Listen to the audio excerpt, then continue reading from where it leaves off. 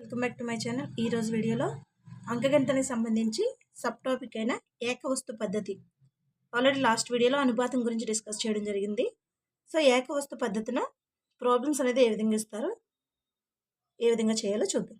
First ఏకవస్తు పద్ధతి అంటే ఏ పద్ధతి ద్వారా ఒక వస్తువుని విలువను కనుగొని తద్వారా కావలసిన వస్తువుల విలువని కనుగొంటామో దాన్ని ఏకవస్తు పద్ధతి అంటారు. సో మనం ఆల్రెడీ 8th క్లాస్లో డిస్కస్ చేయడం జరిగింది.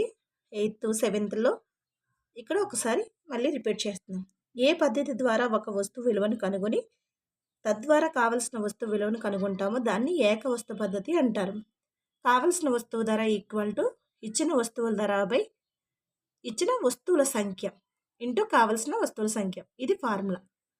మనకి ఏకవస్తు పద్ధతికి కావలసిన వస్తువుల ధర కావాలంటే ఇచ్చిన వస్తువుల ధర బై ఇచ్చిన వస్తువుల సంఖ్య ఇంటూ కావలసిన వస్తువుల సంఖ్య. సో ఇది ఏ విధంగా వస్తుంది అనేది మనం ప్రాబ్లమ్స్ ద్వారా తెలుసుకోవచ్చు.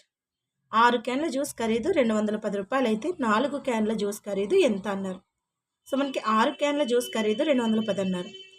అప్పుడు ఒక క్యాన్ జ్యూస్ ఖరీదు ఎంత అవుతుంది? 210/6 అవుతుంది. సో ఒక క్యాన్ ఖరీదు జ్యూస్ వస్తుంది. వచ్చిన తర్వాత అప్పుడు 4 అంటే ఒక క్యాన్ ఖరీదు ఎంత వచ్చిందో అది ఇంటూ 4 చేస్తే 4 క్యాన్ల ఖరీదు వస్తుంది. సో ఆ మోడల్ అయినా చేయొచ్చు, లేదంటే 4 క్యాన్ల జ్యూస్ ఖరీదు ఈ ఫార్ములా అప్లై చేసి కావాల్సిన వస్తువుల ధర కావాలి కాబట్టి 4 క్యాన్ల జ్యూస్ ఖరీదు ఈక్వల్ టు ఇచ్చిన వస్తువుల ధర ఎంత? 210 రూపాయలు బై ఇచ్చిన వస్తువుల సంఖ్య ఎంత? 6 క్యాన్ల జ్యూస్ ఖరీదు కదా, 6 ఇంటూ కావాల్సిన వస్తువుల సంఖ్య. మనకి ధర కావాలి, కావాల్సిన వస్తువు ధర కావాలి, కానీ కావాల్సిన వస్తువుల సంఖ్య ఇచ్చారు కాబట్టి ఇంత 4 క్యాన్ల కావాల్సిన వస్తువుల సంఖ్య అంటే 210/6 ఇంటూ 4. సో ఈ 210లో 2 టేబుల్ క్యాన్సిల్ అవుతుంది. ఇందులో 2 టైమ్స్, ఇందులో 3 టైమ్స్, ఈ 3 మళ్ళీ ఇందులో 70 టైమ్స్ క్యాన్సిల్ అవుతుంది. 270 = 140 అంటే 4 క్యాన్ల జ్యూస్ ఖరీదు ఎంత? 140. ఈ విధంగా అయినా చేయొచ్చు, లేదంటే 6 క్యాన్ల జ్యూస్ ఖరీదు 210 అయితే ఒక క్యాన్ జ్యూస్ ఖరీదు ఎంత అంటే ఒక క్యాన్ జ్యూస్ ఖరీదు కావాలంటే 210/6 వేస్తాం. సో ఈ 6లోను ఇందులో క్యాన్సిల్ అయ్యేది ఏముంది? 3 టేబుల్ క్యాన్సిల్ అవుతుంది. ఇందులో 2 టైమ్స్, ఇందులో 70 టైమ్స్. మళ్ళీ ఈ 2 అనేది ఇందులో ఎన్ని టైమ్స్ క్యాన్సిల్ అవుతుంది? 35 టైమ్స్. అంటే ఒక క్యాన్ జ్యూస్ ఖరీదు ఎంత వచ్చింది? ఒక క్యాన్ జ్యూస్ ఖరీదు 35 వచ్చింది. అప్పుడు 4 క్యాన్ల జ్యూస్ ఖరీదు ఎంత అవుతుంది? 4 ఇంటూ 35 అంటే 140. 4 క్యాన్ల జ్యూస్ ఖరీదు 140. సో ఈ మోడల్ అయినా చేయొచ్చు, ఈ మోడల్ అయినా చేయొచ్చు. మనకి ఏది ఈజీగా ఉంటే అది చేసుకోవచ్చు. Next second problem. 5 లీటర్ల డీజిల్తో ఒక లారీ 90 కిలోమీటర్ల దూరం ప్రయాణించను. అయినా 9.5 లీటర్ల డీజిల్తో ఆ లారీ ఎన్ని కిలోమీటర్లు ప్రయాణించగలదు అని అడిగారు. సో కావాల్సిన దూరం అడిగారు. ఇక్కడ కావాల్సిన దూరం ఎంత అంటే మనకి ఇక్కడ 5 లీటర్ల డీజిల్తో ఒక లారీ 90 కిలోమీటర్లు దూరం ప్రయాణించింది. అంటే 90/5 ఇంటూ ఇక్కడ 9.5 అంటే మనం దీన్ని మిక్స్డ్ ఫ్రాక్షన్లో నుంచి ఇంప్రాపర్ ఫ్రాక్షన్లోకి మార్చుకుంటే 9 ఇంటూ 2 అంటే 9 2 = 18 ప్లస్ 1 అంటే 19/2 వస్తుంది. సో 19/2 అంటే మనకి ఎంత వస్తుంది? 9.5 లీటర్స్ వస్తుంది. సో 90/5 ఇంటూ 9.5 చేస్తే మనకి 171 కిలోమీటర్స్ వస్తుంది. Next third problem. 382 రూపాయల 50 పైసలు ఈ రూపాయలకు 15 సబ్బులు కొనగలము. అంటే 15 సబ్బుల ఖరీదు 382 రూపాయల 50 పైసలు అయినా 306 రూపాయలకు అదే రకపు సబ్బులు ఎన్ని కొనగలము అన్నారు. ఇక్కడ మనకి 15 సబ్బుల ఖరీదు ఎంత? 382 రూపాయలు. 382 రూపాయలు అయినప్పుడు ఒక సబ్బు ఖరీదు ఎంత అంటే 382 రూపాయల 50 పైసలు బై 15 చేస్తాం. సో ఇది 15, 12 కాదు. సో 382 రూపాయల 50 పైసలు బై 15 చేస్తే మనకి 25 రూపాయల 50 పైసలు. అంటే ఒక సబ్బు ఖరీదు ఎంత వచ్చింది? 25 రూపాయల 50 పైసలు. ఒక సబ్బు ఖరీదు 25 రూపాయల 50 పైసలు అయితే 306 రూపాయలకు ఎన్ని సబ్బులు వస్తాయంటే 306/25 రూపాయల 50 పైసలు. సో మనం క్యాన్సిల్ చేస్తే 12 సబ్బులు వస్తాయి. అంటే 382 రూపాయలకు 15 సబ్బులు వస్తే 306 రూపాయలకు 12 సబ్బులు వస్తాయని కనుక్కోవచ్చు. సో ఇక్కడ చిన్న ఇన్ఫర్మేషన్ ఇచ్చారు. ఒక గ్రోసు ఈక్వల్ టు 12 డజన్లు, ఒక క్వింటాల్ ఈక్వల్ టు 100 కిలోగ్రామ్స్, ఒక స్కోర్ ఈక్వల్ టు 20 వస్తువులు, ఒక టన్ను ఈక్వల్ టు 1000 కిలోగ్రాములు, ఒక దస్తా ఈక్వల్ టు 24 కాగితాలు, ఒక రీము ఈక్వల్ టు 25 దస్తాలు లేదా 480 కాగితాలు, ఒక రీము ఈక్వల్ టు 20 దస్తాలు లేదా 480 కాగితాలు. సో ఈ 4 పాయింట్స్ అనేది ఇంపార్టెంట్. సో ఈ ప్రాబ్లం అనేది ఈ మెథడ్ని ఫాలో అయ్యి చేస్తే మనకి ఈజీ అవుతుంది. ఇలా చేయొచ్చు కానీ ఈ మెథడ్ అయితే ఈజీ అవుతుంది. అంటే రూపాయలకి 15 సబ్బులు వస్తే ఒక సబ్బు ఖరీదంతా కనుక్కోవాలంటే మనకి రూపాయలు 15 చేస్తే రూపాయలు. ఒక సబ్బు రూపాయలు అంటే మనకి 306 రూపాయలకి ఎన్ని వస్తాయి అంటే 306 రూపాయలు చేస్తే 12 సబ్బులు వస్తాయి. నెక్స్ట్ టాపిక్ శాతాలు. శాతము అనగా నూటికి అని అర్థం. శాతము అనగా నూటికి అంటే 100 అని అర్థం. అనగా ప్రతి పూర్తి భాగమును 100 భాగాలు చేస్తే ఒక్కొక్క భాగము 1% అవుతుంది. నూటికి అనగా 100కి అని అర్థం. శాతము సూచించినప్పుడు పర్సెంటేజ్ గుర్తును ఉపయోగిస్తాం. పర్సెంటేజ్ అనగా 100కి 1 అని అర్థం. శాతమును ఆంగ్లంలో పర్సెంటేజ్ అంటారు. పర్సెంటేజ్ అనే ఆంగ్ల పదము పర్సెంటమ్ అని లాటిన్ పదం నుండి వచ్చింది. సో ఇది ఎగ్జామ్ పాయింట్ ఆఫ్ వ్యూ అడిగే ఛాన్సెస్ ఉంటాయి. పర్సెంటేజ్ అనే ఆంగ్ల పదం ఏ భాషా పదం నుండి వచ్చింది అంటే, లేదంటే లాటిన్ భాషలో ఏమంటారంటే పర్సెంటమ్. ఏ పదం నుండి వచ్చిందంటే లాటిన్ పదం నుంచి. పర్సెంటమ్ అనే లాటిన్ పదం నుండి వచ్చింది. పర్సెంటమ్ అనగా ప్రతి 100కు అని అర్థం. 1%ను 1/100 లేదా 0.01 లేదా 1:100గా రాయవచ్చును. సో ఇది A/B అనుకుంటే A/B = 1:100. నెక్స్ట్ వైలో X% అంటే X/100 × Y అంటే XY/100. నెక్స్ట్ Xలో Y% అంటే Y/100 × X = XY/100. నెక్స్ట్ XYలో ఎంత శాతము అనగా X/Y. XYలో ఎంత శాతము అనగా X/Y × 100%. నెక్స్ట్ ఎడిషనల్ ఇన్ఫర్మేషన్, అదనపు సమాచారం. ఒక రాశి విలువను X% పెంచితే ఆ రాశి విలువను కనుగొనడానికి దాన్ని 100 + X/100 చే గుణించాలి. సో ఇది కాంపిటేటివ్ ఎగ్జామ్లో ఈ ఫార్ములా యూస్ చేస్తే సొల్యూషన్ అనేది తొందరగా చేయడానికి వీలవుతుంది.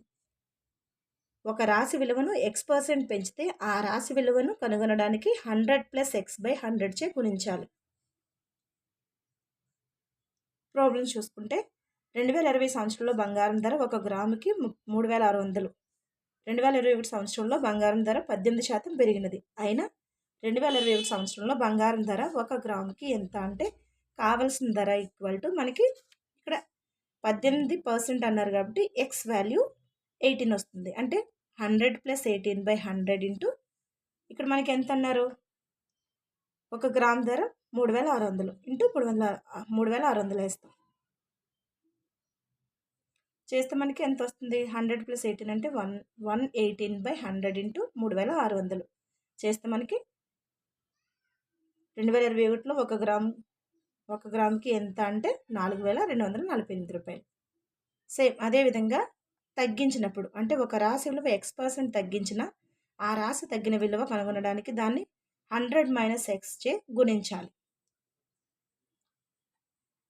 సెకండ్ ప్రాబ్లం, ఎగ్జాంపుల్ ప్రాబ్లం చూస్తే డిసెంబర్ నెలలో ఉల్లిపాయలు 1 కేజీ ధర 120 రూపాయలు. జనవరి నెలలో ఉల్లిపాయల ధర 60% తగ్గినది. అయినా జనవరి నెలలో ఉల్లిపాయల ధర 1 కిలోకి ఎంత అన్నారు, 1 కేజీకి ఎంత.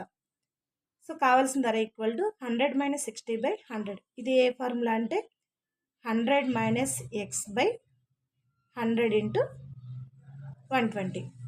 సో ఎందుకంటే తగ్గింది కాబట్టి మనం మైనస్ చేస్తాం.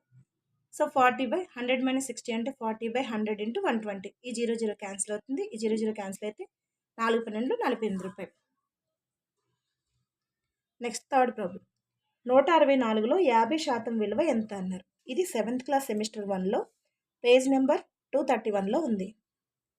సో కావాల్సిన విలువ 1/2 × 164.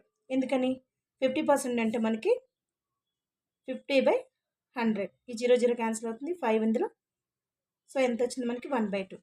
1/2 ఇంటూ 164 అంటే ఈ 2 అనేది ఇందులో 82 టైమ్స్ క్యాన్సిల్ అవుతుంది. 164లో 50% విలువ ఎంత? 82.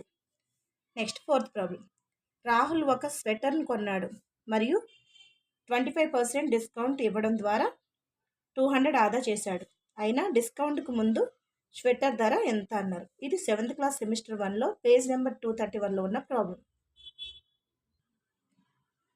25%కి మనకి కొన్న ధర ఎంత? 200కి 200. అదే 100%కి అయితే ఎంత అవుతుంది? 25% ఇంటూ 4 అంటే ఇది 100%కి ఎంత అవుతుంది? 800 అవుతుంది. 25%కి 200 అయితే 100%కి ఎంత అవుతుంది? 800 అవుతుంది. స్వెటర్ అసలు ధర 800. Next 5th problem. 750లో 30% విలువ ఎంత అన్నారు. 750లో 30% విలువ అంటే మనకి 30/100 ఇంటూ 750. ఈ 0 0 క్యాన్సిల్ అవుతుంది, ఈ 0 0 క్యాన్సిల్ అయితే 375 ఎంత? 225. 3 ఇంటూ 75. 5 3 15 ఒకటి ఉంది. 3 7 21 22. 225. Next 6th problem. ఒక సంఖ్య యొక్క విలువ 35%నకు 39 కలిపిన అదే సంఖ్య వచ్చును. అయితే ఆ సంఖ్య ఏది? ఒక సంఖ్య యొక్క 35%నకు 39 కలిపిన అదే సంఖ్య వచ్చిన ఆ సంఖ్య ఏదంటే తెలియని సంఖ్య కాబట్టి మనం ఎక్స్ అనుకుంటాం. x% ఆఫ్ 35 ఎక్స్ ఆఫ్ 35% అనుకుంటే ఏమొస్తుంది మనకి? X of 35% plus 39 equal to X అవుతుంది. సో ఇది ఎంత అవుతుంది? 35% ప్లస్ మనకు ఆల్రెడీ ఇక్కడ 35% ఉందంటే మిగతా రిమైనింగ్ ఎంత కలిపితే 100% అవుతుంది? 65%. అంటే 65%కి 39 అయితే 100%కి ఎంత అంటే 100/65 ఇంటూ 39 చేస్తాం. సో ఇందులో 5 టేబుల్ క్యాన్సిల్ అవుతుంది.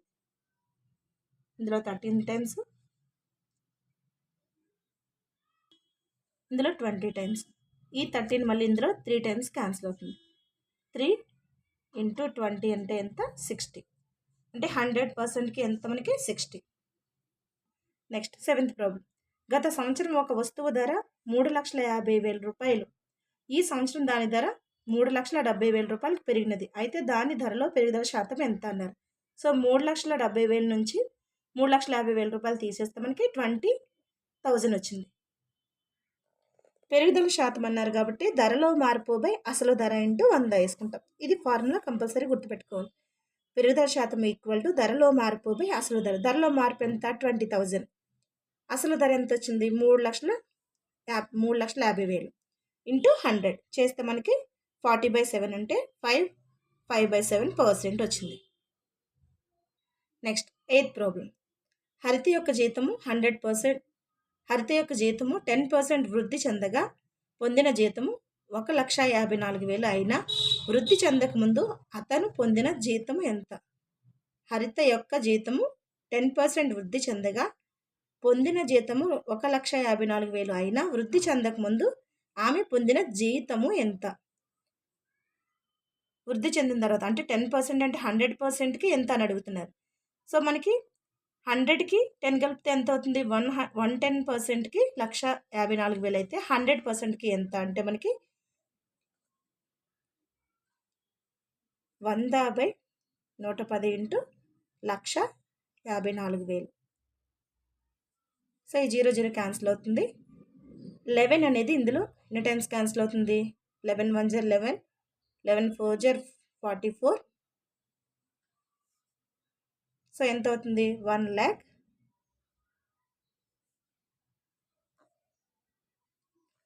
సో మనకి 1,40,000 వస్తుంది. సో 44 కాదు, ఇది 0. 1,40,000. నెక్స్ట్ ఇక్కడ నోట్ చూసుకుంటే ఏదైనా ఒక అంశమును x% పెంచినా తర్వాత x% తగ్గించినా లేదా మొదట x% తగ్గించినా తర్వాత x% పెంచినా ఆ అంశం విలువ ఎల్లప్పుడూ x²/100% తగ్గుతుంది. సో ఫస్ట్ తగ్గించిన పెంచిన, ఫస్ట్ తగ్గించి తర్వాత పెంచిన, ఫస్ట్ పెంచి తర్వాత తగ్గించిన దాని అంశం విలువ ఎప్పుడు కూడా x²/100తో పర్సెంట్ తగ్గుతుంది. x² బై 100% తగ్గుతుంది. Next 9th problem. ఒక సంఖ్యను 20% పెంచి తర్వాత 20% తగ్గించిన ఆ సంఖ్యలో పెరుగుదల లేదా తగ్గుదల శాతము ఎంత అన్నారు. సో తగ్గుదల అడిగినా పెరుగుదల శాతం అడిగినా మనకి x² బై 100 కాబట్టి x వాల్యూ ఎంత మనకి 20% కదా, అంటే 20 × 20 బై 100. ఈ 0 క్యాన్సిల్ అవుతుంది, 0 క్యాన్సిల్ అయితే 2 2 0 ఎంత 4% తగ్గుదల శాతం. సో పెరుగుదల శాతం అడిగినా సేమ్ మనకి అదే వస్తుంది. Thank you. ఈ వీడియో కనుక మీకు నచ్చితే లైక్ చేసి సబ్స్క్రైబ్ చేయండి, వీలైతే షేర్ చేయండి. Thank you.